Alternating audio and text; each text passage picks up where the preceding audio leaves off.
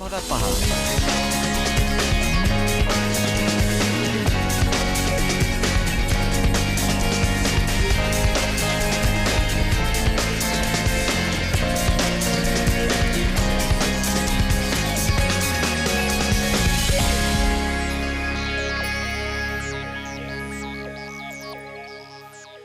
आनंद लुटा प्रत्येक दिवशी जीवनाचं मध्ये स्वागत. तुम्ही आलात, मी आभारी आहे. आज आपल्याकडे पाहुणे आले ज्यांना त्यांच्या स्वतःच्या जीवनात देवाच्या हस्ते विद्वत्तापूर्ण स्पर्श लाभलाय. त्यामुळे आता विश्वभरच्या असंख्य आयुष्यांना स्पर्श करण्याची जबाबदारी त्यांनी स्वीकारली आहे. ते आध्यात्मिकदृष्ट्या, भावनिकदृष्ट्या, शारीरिकदृष्ट्या लोकांची सेवा करत असतात. जीवितकार्याचा अर्थ त्यांना समजतो आणि म्हणूनच जेम्स रॉबिन्सन आज आपल्यासोबत इथे उपस्थित आहेत. त्यांच्या सेवा कार्याची तुम्हाला ओळख करून देण्याची आमची इच्छा आहे. अपहाराचं एक फळ या नात्यानं ह्या जगात प्रवेश करत जेम्स रॉबिन्सन हे एक आवेशयुक्त शुभवार्ता उपदेशक होण्यासाठी दूरदर्शनद्वारे लक्षावधी लोकांना येशू ख्रिस्ताच्या शिकवणीचा प्रचार करीतच मोठे झाले. आज तुम्ही इथे येऊन येशू ख्रिस्तावर विश्वास ठेवून त्याला जाणून घ्याल का? दुःखी लोकांसाठी त्यांच्यापाशी असलेली कणव, भावनांचं अधिष्ठान यासाठी आज ते ओळखले जातात. 1 डझनहून अधिक पुस्तकांचे ते लेखक असून धार्मिक, राजकीय, जगभरच्या सामाजिक नेत्यांसमवेत इच्छित परिणाम घडवून आणण्याचं वैयक्तिक सामर्थ्य ते बाळगून आहेत. पण आंतरराष्ट्रीय जीवन बाह्य सेवेच्या मानव हितकारी व्यक्तीच्या प्रयत्नांकडे लक्ष वेधून घेतात. द फोर्ट गुणवत्ता आधारित संघटना वैद्यकीय सेवा, अन्न, घरबांधणी, आणीबाणीच्या प्रसंगी जबाबदारी घेणं, गरजवंतांसाठी स्वच्छ पाण्याच्या विहिरी बांधणं या गोष्टींची तरतूद करतं. जेम्स आणि त्यांच्या पत्नी बेटी यांनी नुकतीच त्यांच्या वैवाहिक जीवनातली सेवा कार्यातली 40 वर्षे साजरी केली. जेम्स, इथे आल्याबद्दल खरंच आभारी आहे मी. मलाही आनंद आहे. मी तुमच्या कार्यक्रमात येते, त्यामुळे तुम्हालाही माझ्या कार्यक्रमात यावं हो, लागेल. अगदी खरं आहे. एक पाहुणा या नात्यानं आम्हाला खरोखरी आवडता तुम्ही. मला सांगावंसं वाटतं की बेटी आणि मी तुमचं खूप कौतुक करतो. आम्हा दोघांना सर्वाधिक आवडणारी गोष्ट म्हणजे जॉयस, अगदी अलौकिक स्पर्शाने देवाच्या वचनाच्या तुमच्या शिकवणीद्वारे लोकांच्या जीवनात येशू द्विगुणित झाला आहे. मला या बाबतीत तुमचे म्हणूनच मनापासून आभार मानायचे आहेत, कारण तुम्ही सेवा कार्यावर चर्चा करत आहात. हे खूपच छान आहे. आभारी आहे मी तुमचा या बाबतीत. अगदी मी जेव्हा सेवा कार्य करायला सुरुवात केली, 600 शहरातनं मोहिमा केल्यानंतर शेकडो, हजारो लोकांनी तरी दरवर्षी येशू ख्रिस्ताशी सार्वजनिक बांधिलकी जोडली असावी. मी सेवा कार्य सुरू केल्यावर आम्हाला कोणी मदत करेल का हे सुद्धा मला कळत नव्हतं, कारण मी जाणून होतो. आमच्या चर्चेसमध्ये अर्थातच ज्यात मी वाढलो त्या बाबतीत म्हणायला पाहिजे, आणि ते सेवा कार्य प्रवृत्तीचे होते. पण आम्ही जेव्हा सेवा कार्य परिषदा भरवायचो तेव्हा त्या प्रार्थना सभांसारख्या असायच्या. खूपच कमी माणसं उपस्थित राहायची. त्यामुळे देवाने जेव्हा माझ्या अंतःकरणात मांडलं की जगभरच्या सेवा कार्याला आम्ही मदत करायला हवी, तेव्हा आम्हाला कोणी मदत करेल का हेच मला ठाऊक नव्हतं. आम्ही सुरुवात केल्यावर खरं तर एक शैक्षणिक प्रक्रिया होती, जेव्हा परदेशातही लोकांनी त्यांच्या प्रेमाची परिणामकारकता पाहिली, आणि इतर सेवा संस्थांपैकी तुम्ही एक होतात. खूपच छान. मला आठवत आहे, मी फक्त कृतज्ञतेची प्रार्थनाच म्हटली नाही, तर असंही म्हटलं, देवा, जॉयसवर आशीर्वादांचा पाऊस पडत राहावा. सेवा कार्यास मदत आणि त्यात आस्थेनं सहभागी होणं हा तुमच्या जीवनातला एक महान आशीर्वाद ठरलेला आहे. अर्थातच 100% बरोबर. या महिन्यातलं बरंचसं आम्ही जीवित कार्याला अर्पण करतोय, या आशेवर की पुढच्या वर्षीच्या आमच्या जीवित कार्याच्या अंदाजपत्रकात वाढ होण्यास मदत होईल, जेणेकरून ते केवळ आम्हालाच मदत करणार नाही, तर त्यांनी ते स्वतःलाही करतील. माणसं जीवित कार्यात जेव्हा आस्थेनं सहभागी नसतात तेव्हा ते चूक करत असतात. प्रत्येक जण शारीरिकदृष्ट्या जाऊ शकत नाही, पण प्रार्थना आणि आर्थिक मदतीद्वारे ते होऊ शकतं. माझ्या सेवा कार्याची सुरुवात एक शिकवणीचं सेवा कार्य या नात्याने आम्ही केली, आणि देव मला म्हणाला की सेवा कार्यातल्या सगळ्या पैशांपैकी 10% रक्कम तू जीवित कार्यास दे. आणि काही काळ मी विचार केला, कमाल आहे, हे म्हणजे भरपूरच पैसे झाले. मला अशा माणसांना पैसे द्यावे लागणार जे तेच करतायत जे मी करतेय. संपूर्ण परिस्थितीशी मी झगडत होते, पण एकदा मी ते पाहिल्यानंतर आणि ते किती महत्वाचं आहे लक्षात आल्यावर आम्ही निरंतरपणे ती टक्केवारी वाढवतच गेलो. आणि सध्या ती नेमकी किती आहे मला माहीत नाही, पण एकूण आर्थिक उत्पन्नाच्या 25% रक्कम थेट जीवित कार्यासाठी जाते, आणि ती भरपूर रक्कम असते. आणि दरवर्षी त्याने मी खूपच उत्साहित होते, कारण माझ्या लक्षात आलंय की तुम्ही जर दुःखी माणसांना मदत करत नसाल तर तुम्ही आनंदी होऊ शकणार नाही. पण सेवा कार्यातल्या प्रत्येकाकडेच, आणि शिवाय प्रत्येक चर्चकडे देखील म्हणावं तेवढं चांगलं असं बजेट जीवित कार्यासाठी नसतं, आणि हे मुळीच योग्य नाही असं मला वाटतं. नाही का? तुम्हाला काय वाटतं याबद्दल सांगा.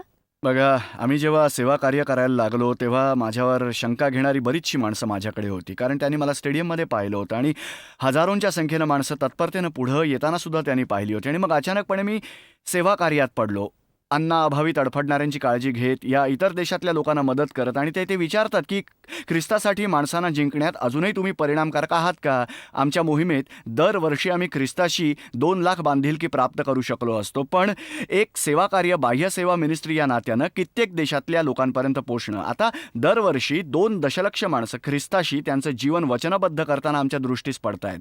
माझ्या मते लोकांनी लक्षात घ्यायला हवं की तुम्ही जेव्हा अशा ठिकाणी गुंतले जाता जिथं माणसं प्रेम दिसण्यासाठी आसुसलेली असतात, त्याविषयी केवळ लोकांनाही देव त्यांच्यावर प्रेम करतो हे त्यांना जाऊन सांगणं ही एक गोष्ट असते आणि प्रत्यक्ष त्यांना दाखवून देणं ही वेगळी गोष्ट असते. तुम्ही ज्यांना ते दाखवून देता तेव्हा ते हे ऐकण्यासाठी उत्सुक होतात की तुम्ही त्यांच्यावर का प्रेम करता, त्यांच्या निराशेत त्यांना बाहेर काढण्यासाठी तुम्ही येण्यामागचं कारण काय आहे. जॉयस, तुम्ही जे केलं आहे कित्येक लोकांना कळतच नसतं की खरंच सेवा कार्यासाठी तुम्ही किती वचनबद्ध आहात, कारण त्याविषयी बडबड करण्यात भरपूर वेळ तुम्ही घालवत असता. मी जाणतो ही घटना अत्यंत विशेष अशी आहे, पण जॉयस, तुम्ही जे काही केलंय ते मी पाहिलेलं आहे. सुनामीच्या घटनेनं तुम्ही भावनाविवश झालेलं मला आठवत आहे. त्यानंतर मदत करणं, आम्ही ताबडतोब तुम्हाला आमच्या दृष्टीनं एक भली मोठी देणगी तुमच्या मदतीसाठी पाठवून दिली होती. का? कारण त्या माणसांचं तुम्ही पुनर्वसन करत होता. तुम्ही हिंदुस्थानात असताना सगळी अविश्वसनीय अशी कार्य तुम्ही तिथे करत असताना पीडितांची केवळ सेवाच करत नव्हतात, तर असे शिक्षकही निर्माण करत होतात जे देवाचं प्रेम त्यांना देत होते. जॉयस, मला तुमचे आभार मानायचे. ते किती परिणामकारक असतं हे मी जाणतो. किती अधिक माणसं दाखल झालेत हेही मी जाणतो. आपल्या या संभाषणातून मी जे काही सांगायचा प्रयत्न करतो त्यानं तुमच्या प्रेक्षकांना आकलन जरी झालं तरी आपल्यासाठी केवढं तरी सुख आहे ते. तुम्ही आणि मी नेहमीच काही सेवाकार्य क्षेत्रात नसतो, आपण सेवाकार्य क्षेत्रात जास्त असतो, पण त्या धर्मप्रचारकाचं आपण पुनर्वसन करत असल्यानं त्यांच्या बाबतीत आपण कार्याची फळं उगवतो. धर्मप्रचारक मला काय सांगतात सांगू? ते सांगतात की बेटी आणि खरंय. तुम्ही जेम्स, तुमचे प्रेक्षक आणि इतर सेवा संस्था ज्या आम्हाला मदत करतात त्यांच्या सारख्यांसाठी जर हे कार्य नसतं तर आम्ही जे काही करतो ते करूच शकलो नसतो. मला वाटतं प्रेक्षक समजून घेतील. धर्मप्रचारकांविषयी त्यांना जर आदर वाटत असेल, त्यांना वाटायला हवा, कारण ते सगळं काही सोडून गेले आहेत. सर्वात कठीण परिस्थितींमध्ये त्यांनी स्थलांतर केलं आहे. परंतु या क्षणी तुमचा कार्यक्रम पाहणारी व्यक्ती जी सांगते की ठीक आहे जॉयस, तुमची सेवा कार्य बाह्य सेवा आणि तुमच्या सेवा कार्य अंदाजपत्रकासाठी आम्ही तुम्हाला मदत करणार आहोत, असं म्हणणारी माणसं सुद्धा देवाला, त्याच्या राज्याला आणि त्याच्या हेतूला तेवढीच महत्त्वाची असतात जेवढे धर्मप्रचारक असतात. धर्मप्रचारकही म्हणतात की तुम्ही सगळेच खूप अद्भुत आहात, हे सुद्धा कायम लक्षात ठेवा तुम्ही. एक सांगू जेम्स, कित्येक वर्षापूर्वी एक प्रमुख गोष्ट देवाने आम्हाला सांगितली जेव्हा प्रथमच आम्ही जीवित कार्यात सेवा कार्य करण्यात गुंतलो होतो आणि शहरातल्या आतील भागातील गरिबांची सेवा करणं. तो म्हणाला की अशी भरपूर माणसं आहेत ज्यांना मी सेवा कार्यात पाचारण केलंय, ज्यांना अशा माणसांची सेवा करण्यासाठी पाचारण आहे, ज्यांच्यापाशी पैसे नसतात, त्यांना ते आधार देऊ शकत नाहीत. एखाद्याचं जर तुरुंग सेवा कार्य असेल तर ते तुरुंगात जाऊन देणगी प्राप्त करणार नाहीत. एखाद्याचं पथसेवा कार्य असेल तर ते रस्त्यावर जाऊन देणगी प्राप्त करणार नाहीत. भारतात पाण्याच्या विहिरी खोदणं हे जर सेवा कार्य असेल एखाद्याचं तर ते भारतात जाऊन देणगीसाठी याचना करणार नाहीत. अगदी नेमकं हेच प्रभू मला म्हणाला की तुझं पाचारण करण्यात आलंय, तुझं पाचारण अशा लोकांची सेवा करण्यासाठी करण्यात आलंय जे येशू ख्रिस्ताच्या शिकवणीच्या कार्याला सहाय्य करतील. आणि त्यामुळे त्यांनी आमच्याकडे देणग्या पाठवल्यानंतर त्या रकमेचा भरभक्कम हिस्सा जर आम्ही पुन्हा त्या लोकांकडे सेवा कार्यासाठी पाठवला नाही, ज्यांचं अशा लोकांच्या सेवेसाठी पाचारण झालंय, ज्यांच्याकडे पैसेच नाही, तर त्यांचं कार्य कधीच पूर्ण होणार नाही. म्हणून खरं तर प्रश्न तुमच्या, माझ्या किंवा त्यांच्या सेवा कार्याचा नाहीये, हे सगळं देवाचंच सेवा कार्य आहे. त्यामुळेच आपण एकत्रितरित्या कार्य करून खात्री करायला हवी की पृथ्वीवर त्याचं काम यशस्वीपणे पूर्ण होतंय.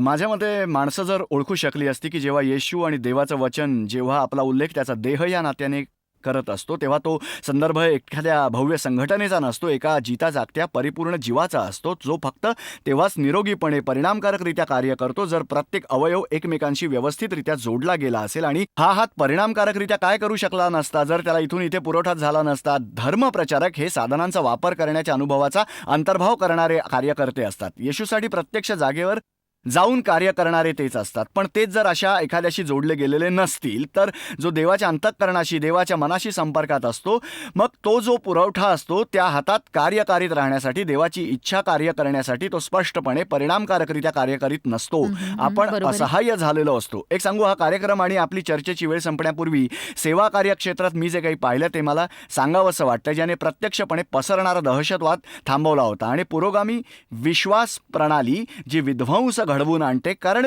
हे सगळं काही मी पाहिलं आहे की देवाचं प्रेम अक्षरशः प्रतिकाराची एक भिंतच मृत्यू आणि विनाशाच्या त्या प्रक्रियेसमोर उभी करत होती जी विश्वभर वेगात चालू आहे. आणि यालाच म्हणतात देवाच्या प्रेमाचं सामर्थ्य. माणसं त्यांच्यातच मनःशांतीचा शोध घेत असतात, त्यांच्या आसपासच ते मनःशांती शोधत असतात आणि आपण आपल्याद्वारे देवाच्या प्रीतीचा शोध हा मुक्तपणे अविरत वाहू दिला पाहिजे, कारण तीच एक सर्वात महान प्रतिकार शक्ती असते.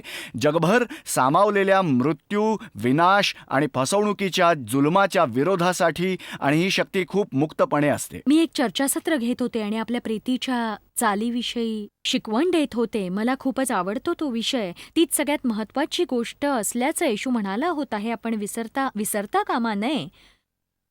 परुषी म्हणाले की कोणत्या आज्ञा सौम्य आहेत आणि कोणत्या आज्ञा कठीण आहेत, आणि येशू म्हणाला, ही पहा सगळ्यात कठीण आज्ञा, तू आपला देव परमेश्वर याच्याबरोबर पूर्ण मनाने, पूर्ण जीवाने आणि पूर्ण शक्तीने प्रीती कर.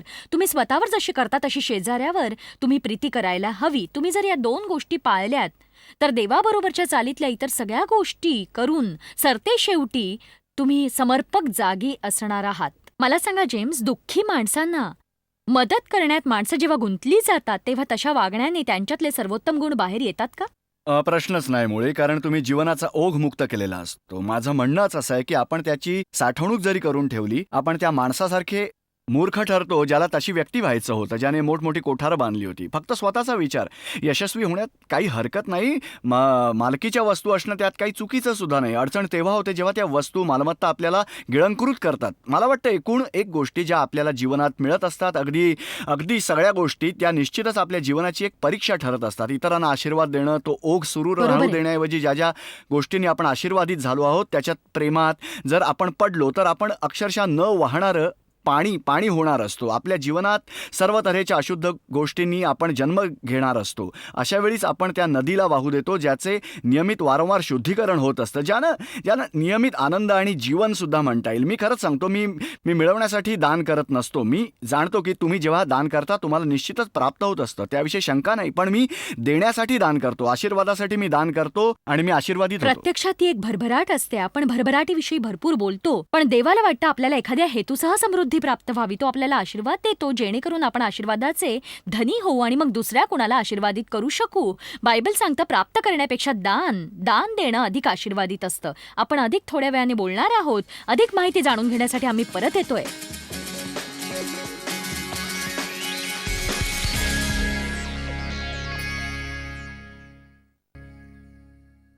जेम्स, आपण बोलत होतो त्या माणसाविषयी ज्याला आशीर्वादाचा धनी होण्याची संधी लाभली होती, पण त्याऐवजी त्याने मोठमोठी कोठारं बांधली आणि प्रत्यक्षात त्याला त्याचं आयुष्य अखेरीस गमवावं लागलं. तेव्हा देवाने त्याला विचारलं की तुझ्या या सगळ्या गोष्टी आता कुणाच्या मालकीच्या होणार? आपण जेव्हा मृत्यूशय्येवर असतो तेव्हा आपण बँकेत फोन लावून विचारत नाही की आपल्या खात्यात किती रक्कम आहे. त्या क्षणी आपल्याला जाणून घ्यायचं असतं की आपल्या आयुष्याला काही मूल्य आहे की नाही, आपण एक वारसा सोडून जातोय की नाही, आपण कुटुंबीय आणि मित्रपरिवार यांच्याशी काही नातं विकसित केलंय की नाही, आपण एक अशी प्रेमळ व्यक्ती झालेले आहोत ज्याने पृथ्वीवर हातभार लावलाय की नाही. या माणसाविषयीची 2 वचनं मला तुम्हाला सांगावीशी वाटतायत, आणि विशेषतः एकतर त्याच्या गोष्टीच्या आधीचे वचन 15 मध्ये ते सांगतं, सांभाळा, सर्व प्रकारच्या लोभांपासून दूर राहा. देवाने आपल्याला ते काम नेमून दिलंय. आपण स्वतःला सांभाळलं पाहिजे आणि लोभापासून स्वतःला दूर ठेवायला हवं. मला वाटतं ज्या मार्गाने आपण ते करतो ते म्हणजे आक्रमकपणे दान देण्याद्वारे. हो, मी सहमत आहे. म्हणजेच तुम्हाला प्रतीक्षा करायची गरज नाही. एखाद्यावर तुम्ही कृपा करण्यापूर्वी देवाकडून 3 विशेष शब्द प्राप्त होण्याची गरज नाही. त्याची इच्छा असते की तुम्ही लोकांवर कृपा करावी. म्हणूनच तर आपल्याला लाभ आणि हाव यांच्या विरोधात झगडावं लागतं, हो ना? अगदी बरोबर आहे.